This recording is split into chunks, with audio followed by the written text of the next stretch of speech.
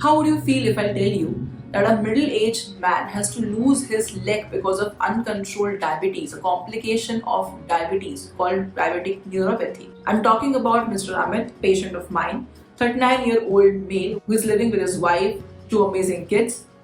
He's a very happy person, a lovely person, living every moment of his life. His passion is to explore this world and, of course, amazing cuisine. He's an amazing cook as well. His dream is to take an early retirement, save as much money as possible, and take a world tour with his family, his friends. 5 years back, he was diagnosed with diabetes. He was advised to take certain medications, but he was not regular with the follow-ups. He was not taking medicines regularly. He was also not very much particular about his diet or exercise. Around 7 to 8 days back, he came to the clinic with a fever and a wound in left leg. After examination, we found out that the wound in leg is actually a deep ulcer and is showing early signs of gangrene. After taking expert opinion of a surgeon, we decided to amputate his leg to save his life. He was confused. He had just one question: how could a wound within 7 weeks become a gangrene and lead to amputation or losing of his leg? After taking a detailed history, we found out that about 15-20 days back, he bought a new pair of shoes.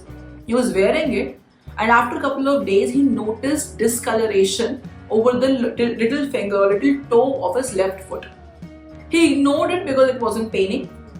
He continued his work. After a couple of more days, he observed a small ulcer or a wound over that area.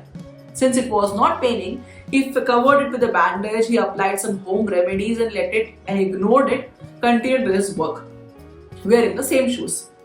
After more couple of days, he thought that the wound is not healing, so he went to the nearby doctor. The doctor gave him some medicine, some bandage and everything. He came back, but the wound kept on increasing, and then he developed fever. So after 2 days of fever, worsening wound, he came to us. So it was all because of a tight shoe. All this happened because of an uncontrolled diabetes and a complication of diabetes called diabetic neuropathy. Just like Amit, across the globe, every year about 1.7 million people have to undergo leg amputation or limb amputation because of diabetes. And since the cases of diabetes are increasing, the cases of amputation and diabetic polyneuropathy is also increasing.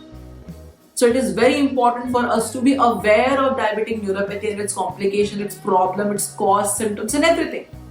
But again, shockingly, around 2 to 5% of diabetics only are aware of these problems. Most of the diabetics, they don't know anything about diabetic neuropathy, and hence they cannot take care of their own body, because of which they have to succumb to all these complications. So if you are diabetic or any of your family member or friend is diabetic, you must watch this video till the end, because I am going to explain every aspect of diabetic neuropathy.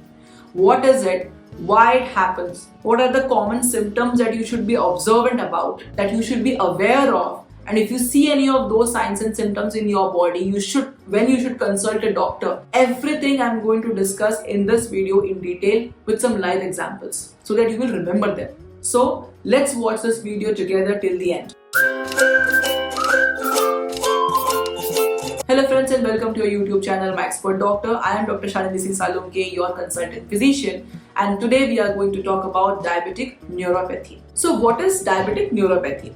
Diabetic neuropathy is a condition in which the nervous system of your body gets damaged because of diabetes.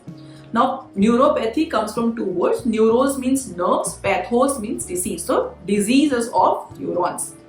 What happens is, in diabetes, when you have uncontrolled diabetes, the constant exposure of increased blood sugar level to the nervous system damages this nervous system and leads to neuropathy.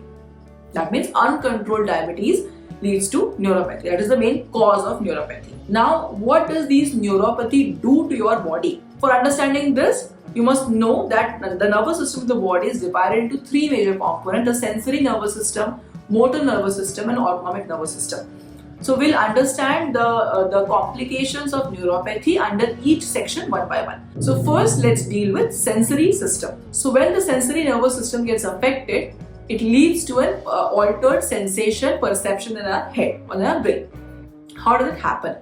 Now imagine that you're walking on the surface and there is some pricks or thorns or needles lying on the floor. accidentally you put your foot over it, immediately you will understand that there is something which is hurting you. You will remove your leg and your leg will be saved, your foot will be saved. This is the function of sensory system, to protect you from the damage. Now imagine a diabetic person is walking on the same floor where there is thorn, needle, prick, anything, and he places his foot over the needle. Now he has no sensation because of sensory damage, and that is why he will not remove his leg.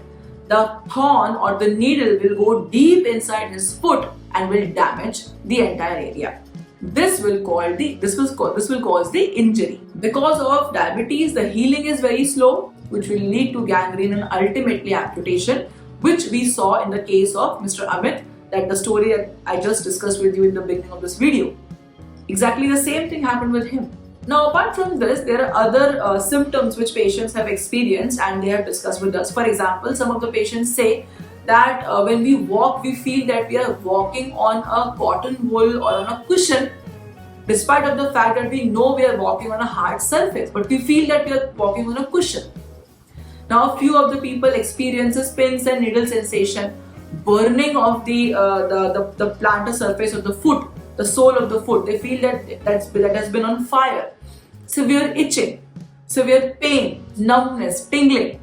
All these sensations they get on the extremities, mostly in the foot or in the hand. Many of the people also experience paresthesia. I remember a patient coming to me and telling me that, ma'am, whenever I am walking, I feel that there is some grains or something under my feet. I know that there is nothing, but I feel that I am walking on a sand, something very grainy. So these are all paresthesia, altered sensation. Whatever your foot is perceiving or receiving, your brain is not interpreting in the same way, because the nerve signals which are traveling through nerves are getting altered in the pathway because of the damaged nerve. Now let's move on to the second section, which is motor neurons deficit or damage. Now, motor neurons meaning the muscles of the body getting affected. You must have seen the diabetics who have uncontrolled diabetes. They look very lean and thin. Their hands look like a baby's hand. There is no muscle at all. They look very weak, very fragile. This is because of the damage of the muscles. The damage of muscles is really very bad, because you will not feel like the getting up from the chair, using the stairs, combing your hair, buttoning and unbuttoning, and all these kind of activities gradually becomes difficult for you because of the weak muscles. Also, in the extreme stage, we may see that the foot drop is there, claw foot is there. These are the extreme conditions of motor wastage. Some of the patients, they also say that they are difficult to hold their slippers. The slippers keep on falling apart. So these are the experience or symptoms that patients get because of motor neurons getting affected by diabetic neuropathy. Now, apart from motor neurons, we also have some cranial nerves getting affected, like the third nerve. Because of the third nerve weakening, you may see ptosis, that is the eyelids drooping. Then, so for some people, you might have seen that there are people who are sitting with the faces like this, which you can see on the screen currently. You might think that they are glaring at you, they are making faces about you, but actually they just have Bell's palsy, facial nerve palsy, seventh nerve getting affected because of diabetic neuropathy. Now moving on to the fourth important component, and it is autonomic neuropathy, and I'll tell you why this is the most dangerous one. In simple terms, the basic function of autonomic nerve is to support you, is to help you, and to protect you from dangers, sudden dangers. For example, when a normal person is lying down and suddenly gets up, there is a sudden drop of around 30 to 40 mmHg of blood pressure, and your autonomic nervous system within seconds correct it, because of which when you stand, you don't feel dizzy and you don't feel like you're having giddiness or something. But on the other hand, if there is a diabetic patient and he is having diabetic neuropathy, when such a patient gets up from a lying or supine position and there is a drop of 30-40 mmHg of blood pressure, these kind of patients do not correct that their autonomic nervous system is not functioning well.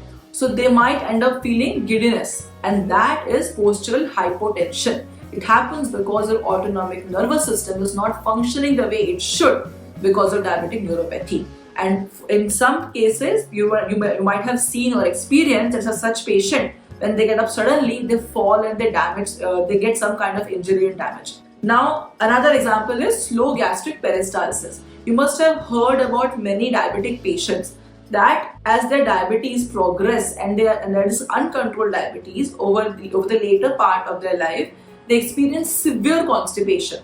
This is because the autonomic nervous system is also responsible for peristalsis, so the movement of the intestine to push the food forward and to have and for the regulation of bowel movements. But in autonomic dysfunction, the gastric peristalsis or the intestinal peristalsis is affected, which leads to constipation or severe constipation. Another example, and this one is really very bad, it is hypoglycemia. Now, if you're diabetic, you know that whenever your sugar level falls, you experience some symptoms like dizziness, blackout, sweating, tremors, all these kind of experiences you get, severe headache. And you come to know that your sugar level is low, you take some sugar immediately and you start feeling fine. This happens because of your autonomic nervous system, a protective mechanism.